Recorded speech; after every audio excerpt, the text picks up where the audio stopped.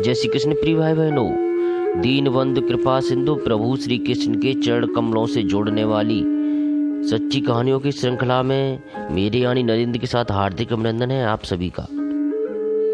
यह सच्ची कहानी है श्री धाम वृंदावन के एक संत की, महात्मा की, जो बिहारी जी के मंदिर के बाहर बैठ करके अपने बद्रीनाथ यात्रा की आप बीती सुनाया करते थे। घटना अधिक पुरानी नहीं है, लगभग इस वीडियो रिकॉर्डिंग से 50 वर्ष पूर्व की यह घटना है, जो मैंने एक व्यास जी के मुख से सुनी और उन व्यास जी ने अपने बाल्यकाल में प्रत्यक्ष उन्हीं संत जी के मुख से इस घटना को सुना है। एक बार उन संत जी को बद्रीनाथ धाम जाने की बड़ी तीव्र इच्छा हुई और वह निकल दिए बद्रीनाथ धाम के दर्शनों के लिए। उस समय की जो यात्रा थी वह आज की तरह सरल नहीं थी, इतने वाहन नहीं थे, ऐसे रास्ताएं नहीं बनी थी। अब संत जी वहां पहुंच तो गए, वहां दर्शन किए और वहां की जो मनोहर छवि थी, जो प्राकृतिक दृश्य थे, उन्होंने उनका मन मोह लिया।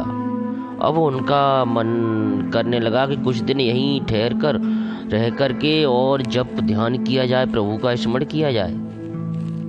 इसी भावना से वह ऊपर की ओर चल दिए, पहाड़ी की ओर। जो व्यास गुफा ऊपर बनी हुई है वृंदावन धाम में, मंदिर से ऊपर जाने पर जहाँ भीमपुल पड़ता है, भीमपुल से पहले व्यासपीठ, व्यास गुफा बनी हुई है, उस गुफा से भी दर्शन करते हुए और ऊपर की ओर चले गए, पहाड़ी पर चढ़ते हुए चले गए। उन्होंने यह ध्यान ही नहीं दिया कि वह कितनी ऊपर निकल आए हैं। अब तो वह ऐसे स्थान पर पहुंच गए जहां कोई भी या दूर दूर तक कोई दिखाई ही नहीं देता था, केवल पेड़ ही पेड़ चारों तरफ और बर्फ जमी हुई। अब तो उन्हें वहां पर पहुंचकर डर लगने लगा। रात्रि का समय होने लगा, दिन बीत गया, वह रास्ता भी भटक गए। अब तो बड़ी ही मुश्किल, आए थे भजन करने के लिए और जान के भी लाले पड़ गए। संत जी विचार करने लगे कि अब यहाँ से कैसे बचा जाए, कैसे निकला जाए। जब किसी का सहारा नहीं होता तो एकमात्र परमपिता परमेश्वर का ही सहारा होता है।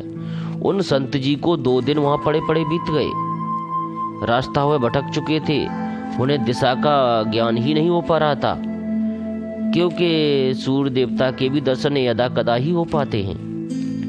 ठंड इतनी रहती है कि शरीर भी कार्य करना छोड़ देता है, और ऐसे में जब डर बैठा हुआ हो तब तो मस्तिष्क भी पूरी तरह से काम नहीं करता, बुद्धि भी सही निर्णय नहीं कर पाती।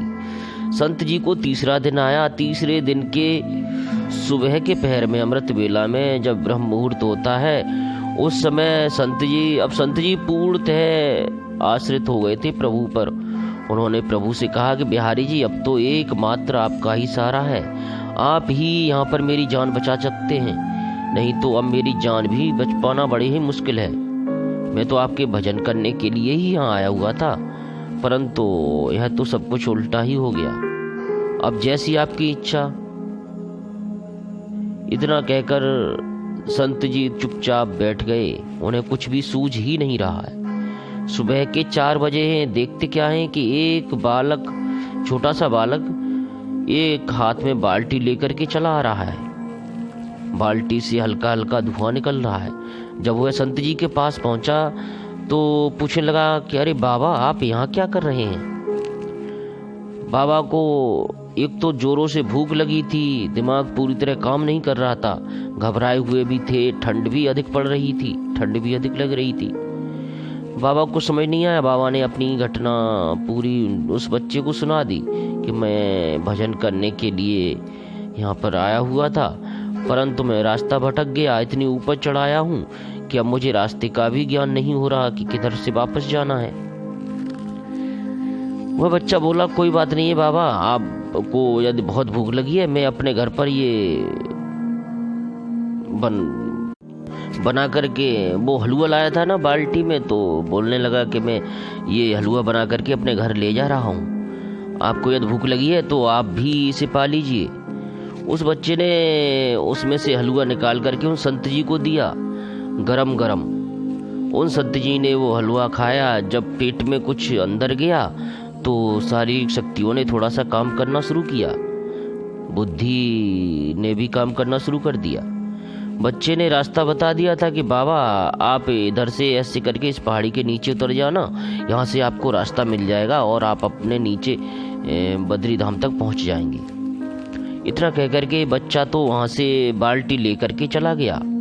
संत जी को जब हलवा खा लिया, इंद्रियों ने जब कार्य करना सही तरीके से आरंभ किया, उस समय तो ध्यान नहीं आया प्रभु लीला भी ऐसी ही करते हैं। बाद में जब होश आया तब संत जी ने सोचा कि इस समय में और इतना गरम गरम हलवा देने वाला ये बच्चा हो कौन सकता है। जहाँ पर माइनस में टेम्परेचर रहता है, चाय भी बना लो तो 10 सेकंड में ठंडी हो जाए। ऐसे में वह बच्चा बाल्टी लेकर के पता नहीं कितनी दूर से आया और गरम गरम हलवा दे करके चला गया और रास्ता भी बता गया। तो यह तो बड़े ही आश्चर्य की बात थी। तब संत जी को समझ में आया कि वो कोई और नहीं था, उनकी रक्षा करने स्वयं बिहारी जी ही आए थे। और बद्रीनाथ की तो लीला भी बड़ी ही अपार है। संत जी रास्ता ढूंढ करके नीचे आ गए। उन्होंने बड़ा धन्यवाद किया प्रभु का, कोट कोट धन्यवाद दिया। आंखों से अश्रु धाराएं बहने लगीं, क्योंकि प्रभु साक्षात दर्शन देकर जान बचा करके चले गए, कृतार्थ करके चले गए। संत जी वापस आ गए वृंदावन धाम में और अपनी आप बीती इस घटना को सुनाया करते थे। तो यह सत्य ही है कि जब हम किसी ऐसी असुविधा में फंस जाते हैं, समस्या में फंस जाते हैं जिसका हल नहीं सूझता है, हमारा दिमाग कार्य करना बंद कर देता है। और जब हम सच्चे हृदय से प्रभु को स्मरण ध्यान करते हैं और अपने आप को प्रभु पर पूर्णतः समर्पित कर देते हैं, उन पर ही सब कुछ छोड़ देते हैं, तो प्रभु अवश्य ही हमारा ध्यान रखते हैं, योगक्षेम करते हैं, शारीरिक रक्षा अवश्य ही करते हैं। ऐसी सच्ची कहानियों से जुड़े रहने के लिए चैनल को सब्सक्राइब कर लीजिए और शेयर करते रहिए अधिक से अधिक, ताकि दूसरे लोग भी प्रभु प्रेम को पा सकें, आध्यात्मिकता से जुड़ सकें। अगली किसी वीडियो में फिर से किसी सच्ची कहानी के साथ आपके मन को प्रसन्न करने, मन की शक्तियों को बढ़ाने के लिए फिर से आऊँगा। तब तक के लिए प्रेम से बोलिए हरे कृष्ण कृष्ण कृष्ण हरे हरे, हरे राम राम राम हरे हरे। प्यारे परमपिता प्रभु श्री कृष्ण और सभी प्रिय भाई बहनों से हाथ जोड़कर विनम्र विनती करता हूँ कि इस वीडियो के दौरान रिकॉर्डिंग के समय पर हुई त्रुटियों के लिए क्षमा करने की कृपा करें।